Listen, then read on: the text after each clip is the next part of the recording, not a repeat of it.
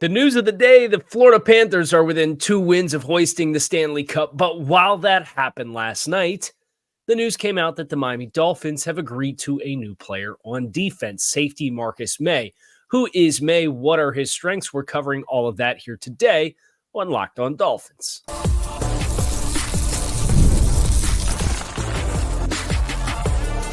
You are Locked On Dolphins, your daily Miami Dolphins podcast. Part of the Locked On Podcast Network, your team every day.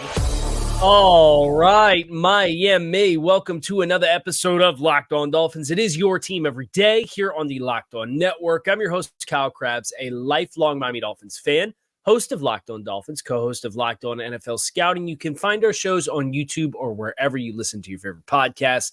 Tip of the cap to our everydayers, because it is your team every day. We don't just say it. We live it here on the Locked On Network. Today's episode of Locked On Dolphins is brought to you by FanDuel. Make every moment more right now. New customers get $200 in bonus bets with any winning $5 bet. That's $200 in bonus bets with any winning $5 bet. Visit FanDuel.com/LockedOn to get started. I'm sitting there watching the Panthers beat the brakes off the Oilers last night. A lot of fun. And as that game is unfolding, I get a text message, and then I get a ping on my phone from one of the news reporters that I trust that puts this kind of information out. And sure enough, I'm just trying to enjoy the game on a Monday night, and I get some Dolphins news. Marcus Maye agreeing to terms with the Dolphins, a safety that we've all been waiting to see what they were going to do at this spot. You felt like there was a vacancy and an opening for a third player with viable NFL starting experience to be in this room. And the other shoe has now fallen there. It's not just an opportunity. And you get out of minicamp, and this is the first transaction that the Dolphins make after minicamp. So it seems like maybe their own personal assessment of what they have was the confirmation that, if we need 3 safety sets, or if we want some insurance for somebody who can play, this is a spot we're going to move on. And they indeed did with Marcus Maye. So today's show is all about introducing the Dolphins fan base to Marcus Maye. I'm a little bit more well-versed with Marcus because Marcus was a player that was drafted in the 2017 draft class. That was my 4th draft class as a draft analyst. I was still with my own outlet, NDT Scouting, at the time. But I remember scouting Marcus when he came out of the University of Florida. Marcus was a productive player. He was a redshirt senior. And when he came out of the NFL Combine, he was 5'11" 3/4, 210 pounds. He had good length with 32.5-inch arms. He ran the 4.7s. There was sufficient level explosiveness in jumps and sufficient level agilities, but it was the density at 210 pounds that stood out. Marcus Maye gets drafted 39th overall in the NFL draft by the New York Jets and played with the New York Jets from 2017 till 2021. He's had a pretty productive career, Marcus Maye has. Now, there's been some durability things with Marcus the last few years that's really kind of watered down what was a really promising start to his career with the Jets from 2017 to 2020, that rookie contract stretch of time. There were a couple of seasons where he had multiple interceptions, 80-plus tackles, and as he got deeper into his career at the NFL level, you started to see him move around a little bit more, get closer down to the line of scrimmage, and have some more opportunities. And obviously, he was playing in a safety room that had Jamal Adams at the time with the Jets. So he leaves New York after playing on the franchise tag for a year. And then after that, he goes to New Orleans, where he has been for each of the last 2 seasons. He has missed About what is it? It's about one season's worth of games in 2 seasons with the Saints, and then became a salary cap casualty. So this is certainly somebody who he has viable NFL starting experience. I think that's worth noting. He's played over 5,000 snaps in his career defensively. So he's got a lot of reps under his belt. But at this stage of his career as a 30-year-old safety, you're not looking at a long-term asset in the safety room, but you are looking at somebody who has juice left in the tank for the right role if he can play it defensively. And the question for the Dolphins in safety was, were they going to swing big at this group? I kind of got the sense pretty early on, based on how they talked about it, that they were going to look for a complementary or ancillary player, and that Jordan Poyer was who they considered to be the safety too. I think this reinforces that in particular. Now, Marcus Maye versus some of the other safeties that were still available on the free agency market. Where's the divide there? Why choose Marcus Maye? We're going to get into what some of his strengths and weaknesses are as a player. But I think when you consider Jalen Ramsey as a member of the defensive backfield, and then I think when you consider Javon Holland, Marcus Maye is somebody who I think, just on a surface level, kind of gives you a baseline level anywhere to accentuate to the strengths of your more dynamic players at this stage of Marcus Maye's career, which is kind of how I feel about Jordan Poyer. So we're going to get a little bit more of the strengths and weaknesses of Marcus Maye. That is next here on this episode of Locked On Dolphins. Stick with us. It is winner take all time in the NBA and NHL. You have a couple of 2-0 finals leads for the Celtics and the Panthers, but summertime also means baseball, and you can bet on all of that action over at FanDuel. Right now, new customers get $200 in bonus bets with any winning $5 bet. That's $200 that you could bet on everything from finals MVP to who's going to hit one out of the park. Visit FanDuel.com/lockedon and add a big win to your summer bucket list with FanDuel, America's #1 sportsbook. So Marcus Maye as a player, he didn't have his best year last year, but he also played less than 500 snaps. I think the thing that stands out the most to me is based on if you cross-reference the time that he had in New York and what he did in New Orleans for Dennis Allen, there's enough baseline versatility that you feel pretty good about what he's going to bring to the table in all phases of the position. He's been well regarded as a run defender. He struggled with tackling this past year independently. I think maybe your worry and your question is, well, was the missed tackle rate that was a career worst 18%? In limited snaps, was that just a few bad outings? Was that kind of the first identity piece of what is an aging regression for him as a player? But as far as safeties go, guys that have to play from depth, he's a good tackler. I think that's the first thing. He did not have a good tackling season last year, but the book on Marcus Maye is that he's a good tackler. Some of that is the density, and some of that is the length. I think that stands out for Marcus Maye. And playing from depth, he's capable of being a good tackler and a good run support player. So that, again, it parallels a little bit with Jordan Poyer. Poyer, I don't think, is as dense or long as what Marcus Maye is, but Poyer also had to play on the second level in sub-package stuff for the Bills last year because some of the other injuries that they had. So those two guys, that's a common theme. And I actually think Maye, if you had to tell me a guy was going to play up on the roof, I think is a little bit more of a better roof option than Jordan Poyer is, just because so much of Buffalo was split field safety stuff. So I think Maye, he's played a lot of free safety, over 3,000 of his career 5,000 snaps have come as a free safety from alignment and assignment. So that stands out quite a bit. But there's been years where he's taken almost 300 snaps in the box. And there's been years where he's taken almost 200 snaps in the slot. So there's predominantly, there's the past couple of years, there's been a couple of years where he's pushed close to 100 snaps as a guy who walks up on the line of scrimmage. There's a lot of movability and experience in all of these different spots, and he's not bad in coverage either. He's had one career season since his rookie year in which he was credited with a passer rating that was triple digits against him.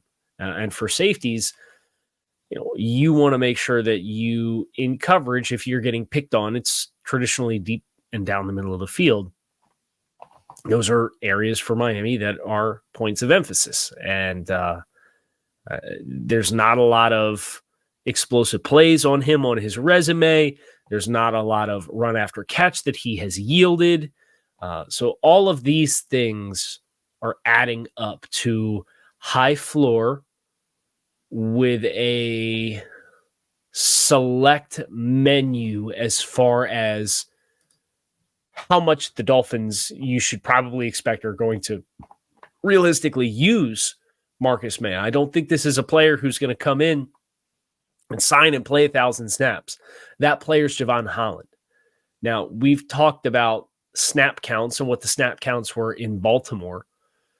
They had 3 safeties that played meaningful snaps. Some of that was because of injury. Some of that was because of Kyle Hamilton and his variety and versatility as a talent and what he's capable of doing. So you acknowledge that. But at the same time, the big nickel stuff with 3 safeties, I think Marcus Maye is the third piece of the puzzle. And then when you're in base or in your regular nickel and you want to play matchup against a team that plays 11 personnel, Marcus Maye probably doesn't play. And if you're going to extend the shelf life of a player who's missed 10 and 7 games respectively in the last 2 seasons, not asking him to be a 1,000 snap player is huge. And I think that's responsible. Now, does that guarantee that you might not deal with something in season? No, of course it doesn't. But for me, that's where you, as long as you are properly aligned with your expectations for who Marcus Maye is and the role that you have in mind for him is appropriate in proportion to that, this is a good signing, I think. Is this the transcendent addition that kind of take things to the next level? No.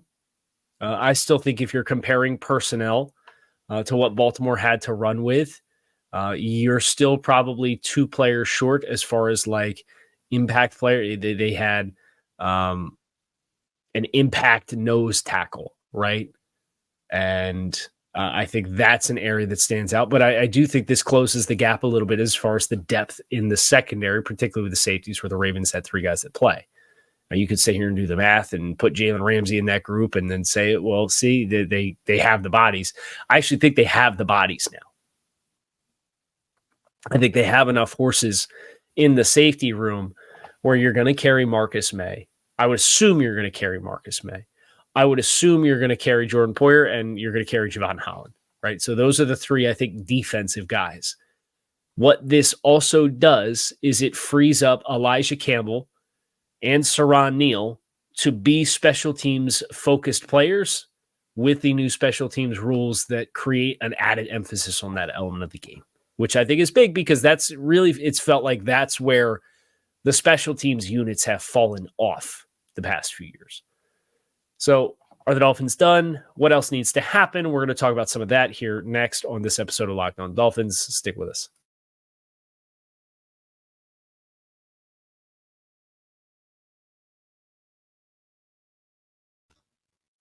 So the first thing that comes to mind for me is when this transaction or signing is formalized, the Dolphins are going to have to cut somebody.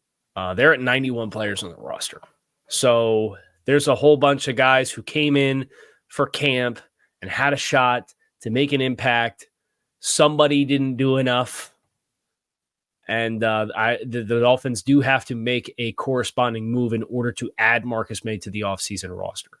I think from a salary cap and a financial perspective, my expectations are this is a pretty light deal because, again, this is a guy who is signing in June as a late-stage veteran player who is probably going to be on a one-year deal for $2 million, right? Just arbitrarily throwing that would be like the kind of the general range in terms that I would guess we get this contract on, probably a little less than 2, if we're being honest, which is a stark contrast versus the contract that he signed when he signed with the Saints and what he did when he was in New York, because in 2021, he got $10.6 million with the franchise tag. 2022 and 2023, as far as a career earnings potential, I want to make sure I get the numbers right. He received about $7.5 million in cash in both the 2022 and 2023 seasons from the Saints.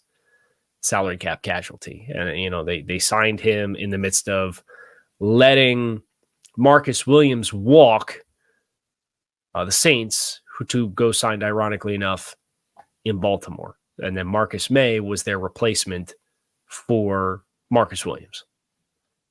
Now, I think the way that his career has unfolded since he signed that contract with the Saints, it's a little different ballgame. So again, that's, I think, where you're projecting what he signs for to be light.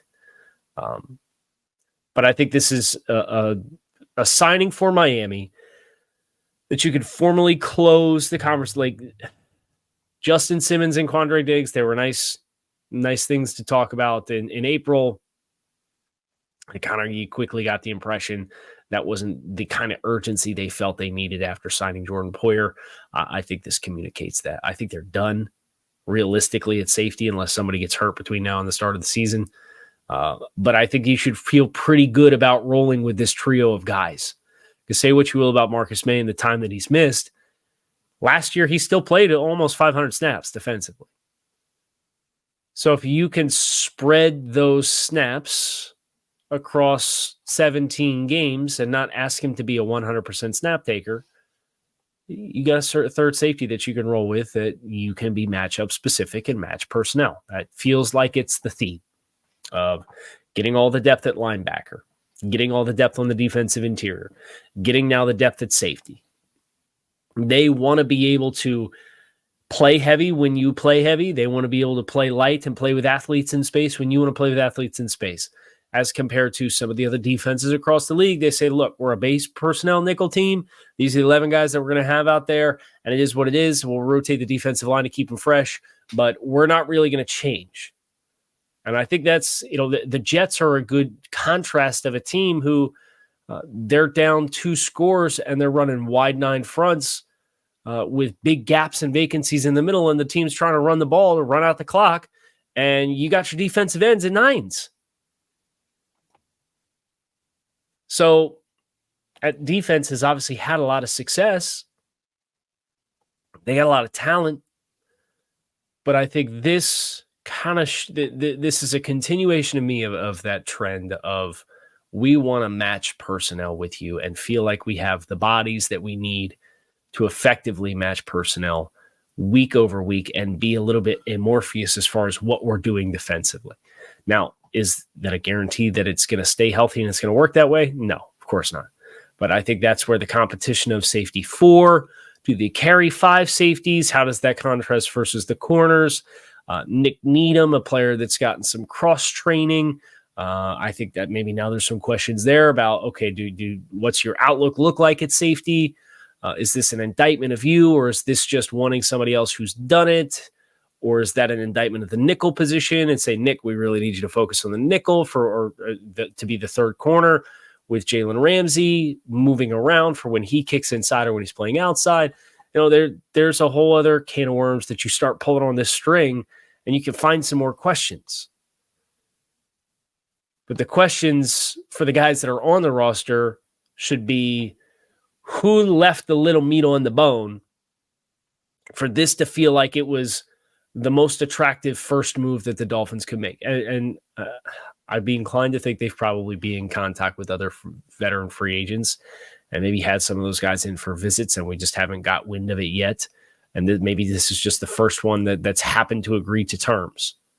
It's another very likely world that we are living in.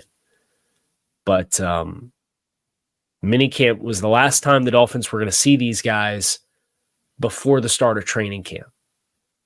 And I don't think it should be overlooked that they finished that assessment period and then they came out and said, yeah, we're going to sign a guy who knows how to play here.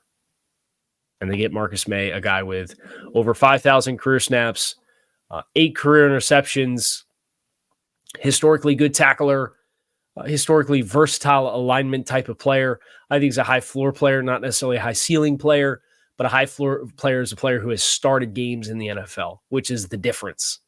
And where I think you really now can get excited about the prospect of when you go big nickel and what that means for Javon Holland. Because you have 2 guys that are capable of being back there and doing split field stuff with May and Jordan Poyer. It does allow you to unlock Javon Holland to a certain degree as well and kind of give him the opportunities to recapture some of his early career impact moving around and getting closer to the football. And that in itself is a potential big win for the Dolphins. That is going to do it for us for here on this show of Locked On Dolphins. It is your team every day. You can find us on YouTube or wherever you listen to your favorite podcasts. I appreciate you guys checking out the show. Make it a great rest of your day. I'm out of here. Fins up.